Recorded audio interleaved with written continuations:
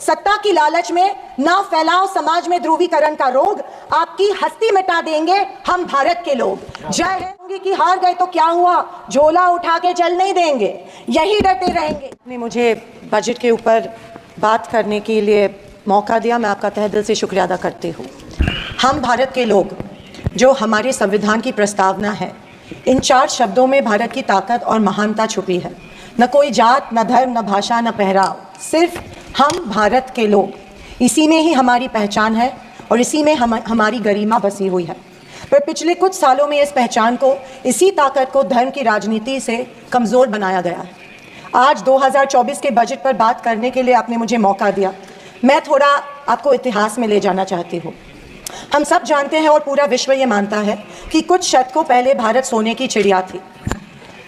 उस समय जीडीपी और इस प्रकार की चीज़ें नहीं थी, पर भारत इकोनॉमिकली और कल्चरली विश्व की एक महाशक्ति थी।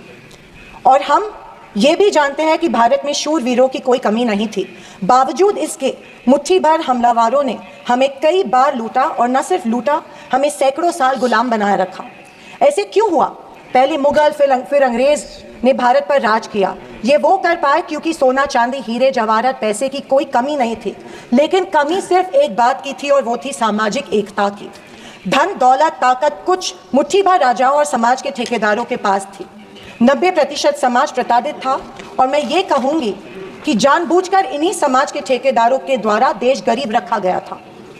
आज हमारा देश दुनिया की 5वीं लार्जेस्ट इकोनॉमी है, और मुझे ये उम्मीद ही नहीं बल्कि पूरा विश्वास है कि हम जल्द ही दुनिया की पहले नंबर की इकोनॉमी बनेंगे, क्योंकि इसके प्रगति की मजबूत नींव स्वतंत्रता के बाद के सरकार ने रखी थी। पर इसी के साथ आज हम सामाजिक तौर पर जात, पात, धर्म की शाखाओं में बिखरते जा रहे हैं, कमज़ोर होते जा रहे हैं। फाइनेंशियल इनइक्वालिटीज़ बढ़ती जा रही है। पैसा और सत्ता कुछ चंद ठेकेदारों के पास संचित हो रहा है, या मैं ये कहूँगी कि सत्ता की लालसा में ऐसा करवाया जानबूझ के जा रहा है। मेरी ये सब बातें कहने का तात्पर्य यही है कि समाज की प्रगति सिर्फ मजबूत इकोनॉमी से ही नहीं, समाज की एकता में है, और हमें इतिहास में हुई गलतियों को दोहराने से बचना चाहिए। अंत में मैं यही कहना चाहती हूँ कि बीजेपी विपक्ष की अवहेलना कर रही है कि हमें इतनी सीट्स मिली, जनता ने अस्वीकार किया, पर आपके 400 पार का क्या हुआ? पर मैं उनसे कहना चाहूँगी कि हम स्वीकार करते हैं कि सरकार बनाने के लिए पर्याप्त सीट्स नहीं जीत पाए। हाँ, हम हमारी बातें जनता को बेहतर तरीके से शायद नहीं समझा पाए, लेकिन ये भी कहना चाहूँगी कि हार गए तो क्या हुआ, झोला उठा के चल नहीं देंगे, यही डटे रहेंगे।